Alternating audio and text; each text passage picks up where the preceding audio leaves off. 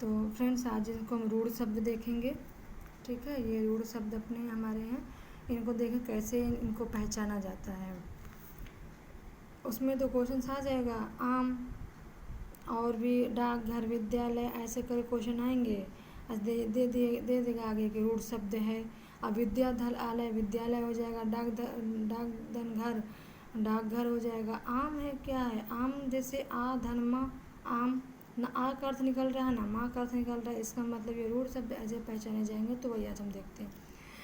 ऐसे शब्द सार्थक खंडों में नहीं बांटा जा सकता है।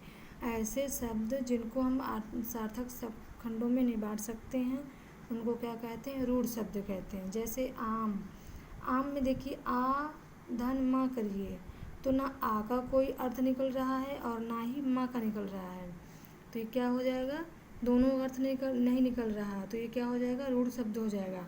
अब इसमें देखते हैं जैसे क्या क्या हो सकते हैं। पानी पाधन्य दोनों का नहीं बन सकता। कुर्सी है, मेज, नयन, तो ये इनमें आप देखिए मेज है, में धन जा करिए नहीं निकलेगा। नय धन ना करिए चाहे ना धन यन करिए तब भी नहीं निकलेगा। कुर्सी में है कुधन सी करिए चाहे कुधन श्री करिए चाहे पा धन नहीं करिए, तीनों चारों में नहीं निकल रहा, तो ये क्या हो जाएगा, हमारा रूढ़ शब्द हो जाएगा।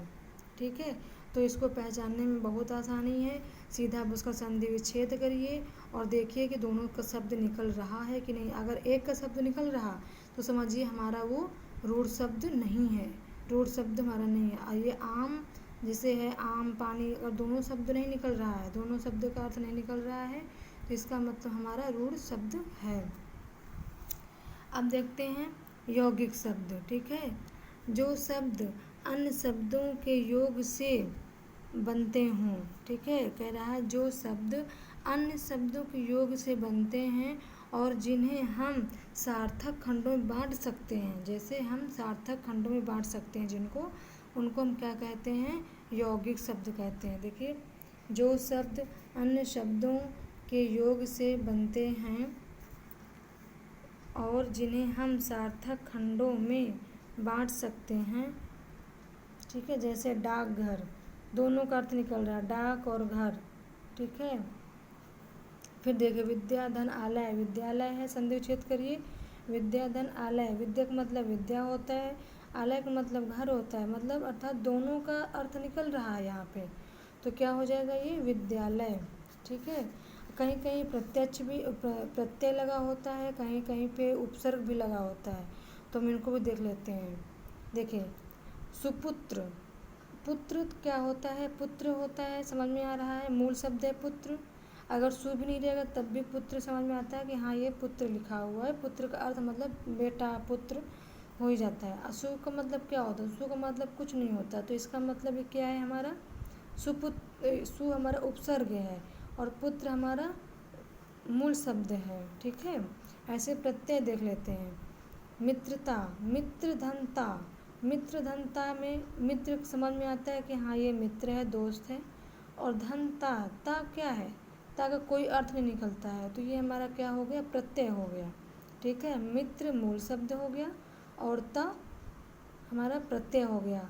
ठीक है, इनमें क्या होता है कि दोनों का अर्थ निकल रहा है, यौगिक होता है, कहीं उपसर्ग लगा होता है तो भी, और कहीं प्रत्यय लगा होता है तब भी। ठीक है, विद्यालय का देख लीजिए, विद्या धन आलय, दोनों में मूल शब्द है, विद्या भी मूल शब्द है और आलय भी मूल शब्द है, आलय मतलब घर होता है, तो घर भी होता है, ये हमारा क्या हो जाएगा, दोनों शब्द के, दोनों वर्ड के हमारे मूल शब्द निकल रहे हैं, तो अर्थात विद्यालय।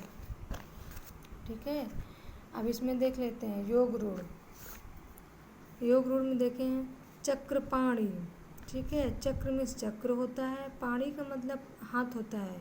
ठीक है, चक्रपाणी। देवधन आलय, देवालय देखिए, देवालय लिखा है, देवों का घर, देवधन आलय, देवों का घर। प्रधानमंत्री, नीलकंठ। जलद, जलद में बहुत कंफ्यूजन होती है। देखिए यहाँ तो वो कुछ बच्चे बोल देते हैं कि जा, जल तो समझ में आता है लेकिन जा जो है ये प्रत्यय लग जाता है, ये प्रत्यय नहीं है।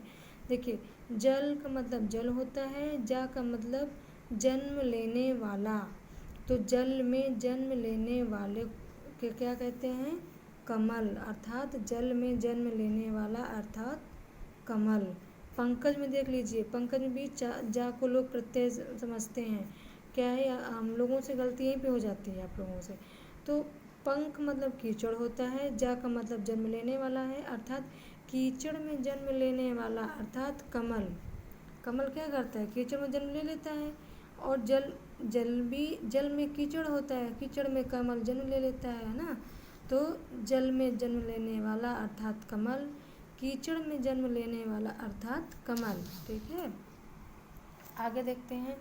ऐसे ही मुरलीधर, झरना, झरना देखो कोई विशेष नहीं है। ठीक है, झरना तो हमने यहाँ पे प्रैक्टिस के लिए डाल दिया था। महाऔषधि देखिए, महाऔषधि अब ये पहचानिए, महाऔषधि यौगिक है कि योग है कि रूढ़ है, क्योंकि इसमें से दोनों शब्द निकल रहा है। महाधन औषधि, महान औषधि मतलब यौगिक बन रहा है। ठीक है, देखिए गिरीश, देखिए गिरीश, गिरिधन ईश, गिरिधन ईश क्या होता है, पहाड़। गिरी मीन्स क्या होता है, पहाड़ होता है। और ईश मतलब ईश्वर होता है, देवता होता है। ठीक है,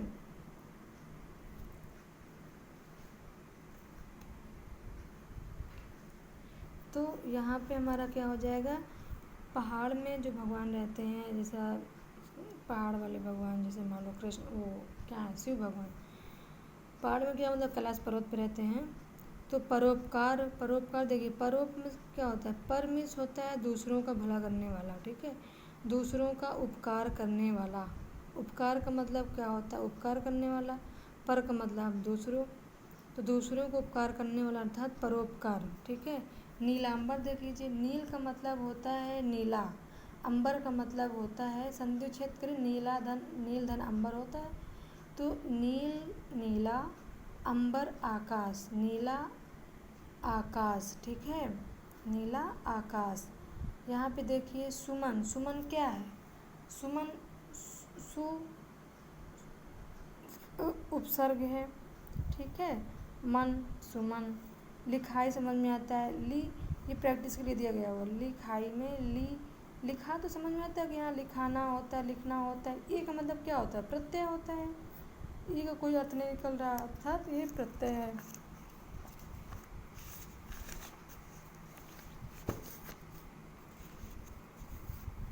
यहाँ देखिए अब प्रत्यय वाला देख लेते हैं।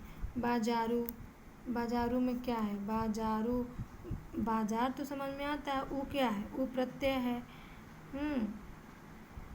चढ़ाई, देखिए चढ़ाई लिखा, चढ़ा में चढ़ा तो आदमी चढ़ सकता है, पहाड़ पे चढ़ गया, कहीं भी चढ़ गया।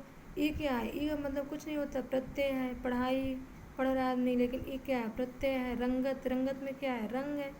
ता का मतलब कुछ नहीं है, तो ये भी प्रत्यय